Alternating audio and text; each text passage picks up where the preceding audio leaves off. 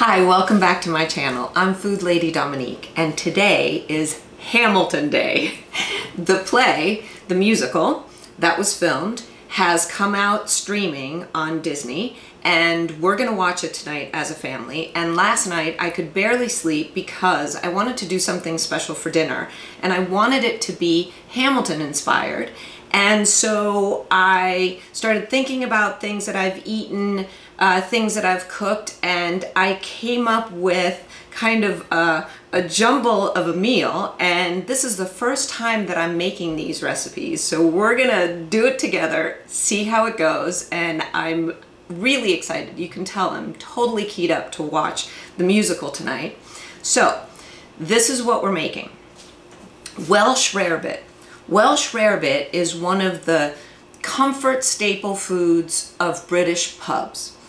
And so, of course, a lot of the first people in the original colonies were from Britain. Welsh Rarebit was a dish that was made a great deal. Up until the mid-1800s, it was really thought of as a staple comfort food American dish. What Welsh Rarebit is a really phenomenal grilled cheese.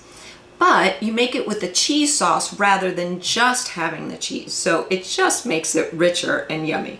So what you're gonna need for the Welsh Rarebit is a pot to make your cheese sauce in, a cup of beer. I like a Pilsner or a lager. I think IPAs are a little bit too bitter with the hops. You're gonna need some mustard powder.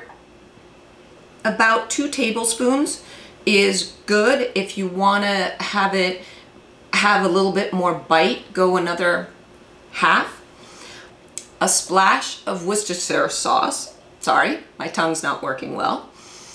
A cup and a half of sharp cheddar, and then some tomato slices that you're gonna grill on top. And then, of course, a phenomenal bread that you're gonna put it on. Here, I've got the einkorn sourdough boule that I make. And then you also want a couple of tablespoons of butter to finish up the sauce. So that's for the Welsh Rarebit. Then for the main dish, we're gonna have a St. Croix Island shrimp curry. Hamilton was from St. Croix. So we've got something from the colonies and something from where he came from. You're gonna need 1.5 pounds of shrimp, 1 lime zest and the juice of that lime, a couple of tablespoons of olive oil, a 1/2 teaspoon of curry powder, then 1 teaspoon of grated ginger, grated fresh ginger, and a teaspoon of either thyme or oregano. It depends whether you want to go a little bit more lemony like the thyme or a little bit crisper of an herb like the oregano. Then you want a small tomato, a medium onion, and you're going to chop these, kind of a medium to small chop. And then you want a bit of a togetherness of peppers. You want a sweet bell pepper, a small one. Then I go to a cubanelle because it has that sweetness, but it also has that kind of dry grassiness of a greener pepper. And then a bit of a hot pepper. So this is just an Italian hot pepper, so it's one of the least hot, and I'm only gonna use a little bit because I'm a spice wimp and my daughter's a spice wimp. If you love hot stuff, then just go right ahead and put a whole one or go to a hotter pepper. Then you're gonna want a splash of fish sauce, salt to taste, 1 bunch of cilantro chopped up, and you're gonna use half of it in the dish and then half to put on top. And then a few scallions, also chopped up, and you're gonna use both the white and into the green. And then, very important, 1.5 cups of coconut milk. Now what I do is I actually combine coconut milk and coconut cream. So I do 1 can, 1 small can, so it's about 1/2 cup of the coconut cream, and it has a higher fat content. And then the other cup is the coconut milk. Now, if you can't find coconut cream near you, coconut milk now is everywhere. Just take coconut milk and add a couple of tablespoons of coconut oil. For this, you're gonna need a bigger pan with a bit of a lip because you're gonna be making a sauce. Now, I like a nice big pan so that I can initially get a nice sear on that shrimp before I put in the sauce. And then also, once I put in the sauce, I can quickly cook down so that it makes it thicker. And the quickness of that means that I'm not gonna be overcooking my shrimp. All right, so I'm gonna get everything chopped up and then move us over to the stove and start the makings. I'll see you in a bit. By putting in olive oil in the pan. And then when the olive oil gets a little bit warmer, you're gonna put the curry in to toast the curry a little bit. Okay, good.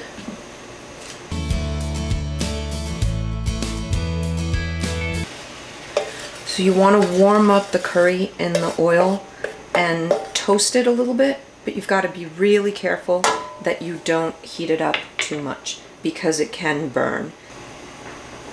Okay, now we're going to add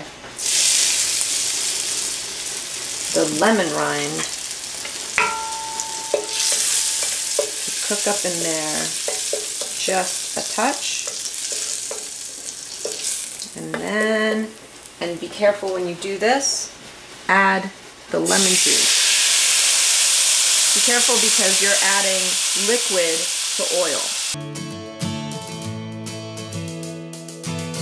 And now you can add your onions, tomato, peppers.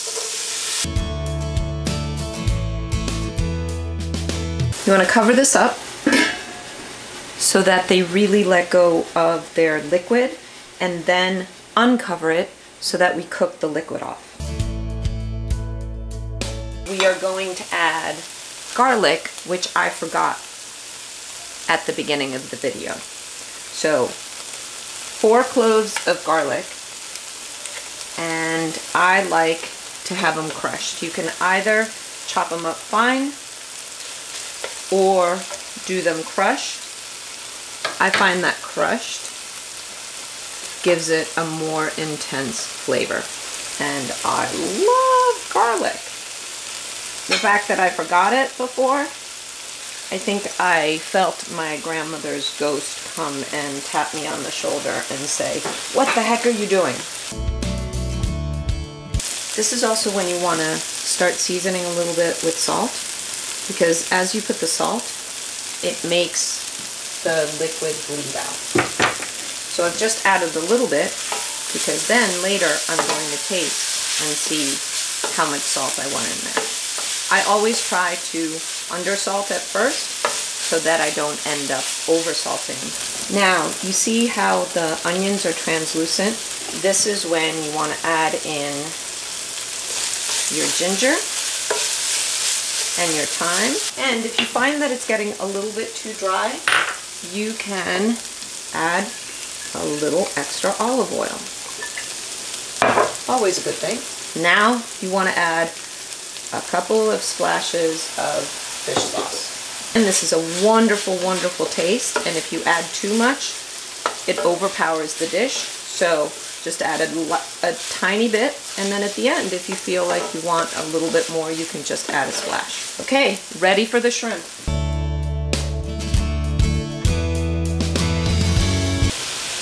So when you put the shrimp, try to put them as flat as possible so that they're really kind of braising with all of the vegetables.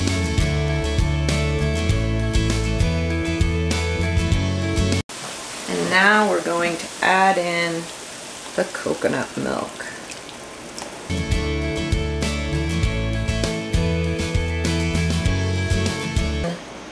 Half of the cilantro.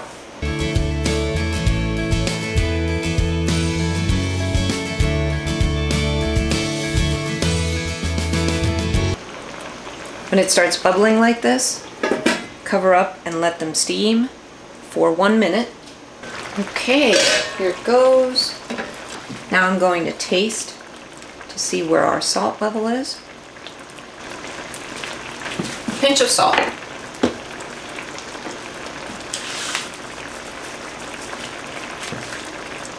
And 1 more splash.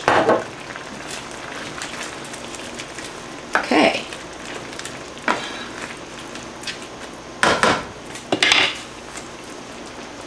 Now we add our scallions. I like to add them right at the end because then it's a real fresh green onion taste.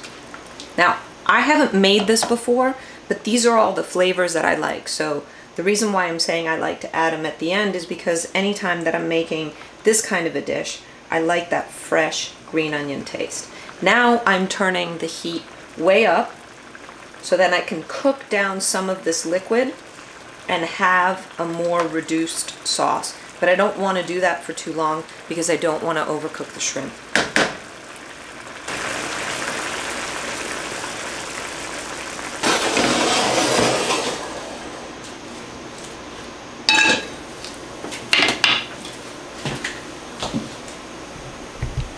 Now we're starting on the Welsh Rarebit. In a hot pan, very hot pan, you're gonna pour your beer in. If you pour it into a really hot pan like you just saw, then it bubbles up all the air, and so you're flattening your beer, which is kind of what you want. You want the flavor of the beer, not so much the gas in the beer. And then you put in your mustard. Now I'm just eyeballing this because I just love mustard, so I usually know how much I want to have. And I am going to use a whisk.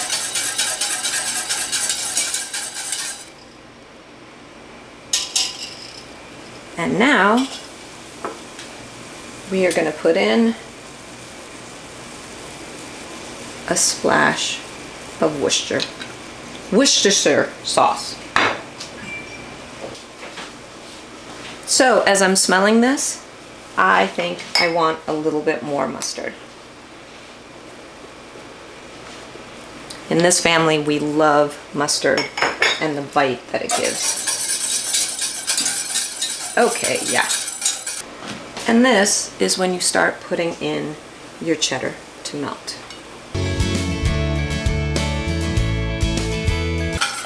Make sure that you do a little bit at a time and that each bit is melted before you put the other bit.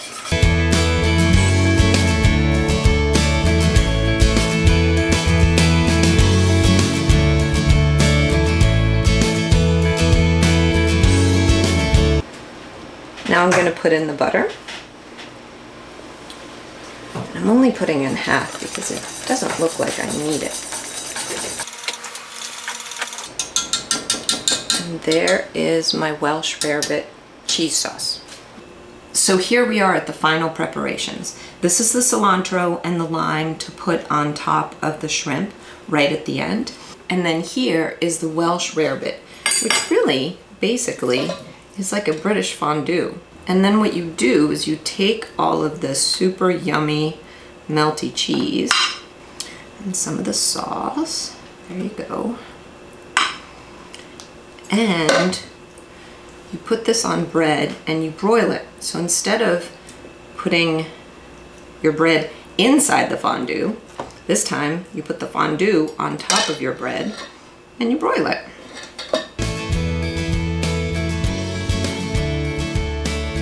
There you go. So now I'm going to put this in the broiler, and then I'm also going to broil tomatoes separately. And then the tomato slices go on top of the Welsh Rarebit. See you in a moment. Here's our Hamilton celebration meal on the fly. So this, total success. It tastes so yummy. I'm so excited to eat it. And I made some black rice for it to go over. We've got some lime that each person can put on their own, and then a little bit of cilantro. Now on the Welsh Rarebit, the taste is great. The look, I'm gonna work on that recipe a little bit more, but heck, cheesy bread. Who doesn't love cheesy bread? And then here's some slightly broiled tomatoes to put on top. So now it's time to eat and to watch Hamilton. I'm so excited. Please comment down below and tell me what you made to watch Hamilton with, or if you watched it and what you thought. And subscribe, like, and click the notification button so that you'll know when I'm making a next video. Thanks a lot. Buon appetito.